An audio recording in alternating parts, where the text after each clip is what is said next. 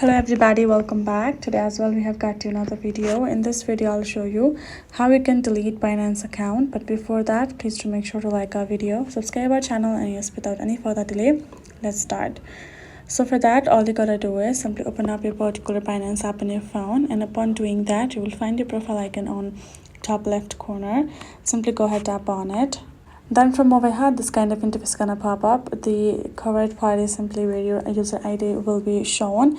All you gotta do is simply tap on your user ID, and then right over here you will find your account details, including this option of verification, security, VIP privilege, and Twitter option. From over here, simply choose this option of security, and from the security section you simply have to scroll down to the bottom till you get this option of manage account given at the bottom. Simply go ahead, tap on it, and then you will find two options which includes disable account and delete account. Simply go ahead, tap on this option of delete account, and now go ahead, choose the reason of your deletion. If you have others, tap on that and simply write down in the description box and tap on continue. If you don't, then tap on any of the reason on top and tap on continue again.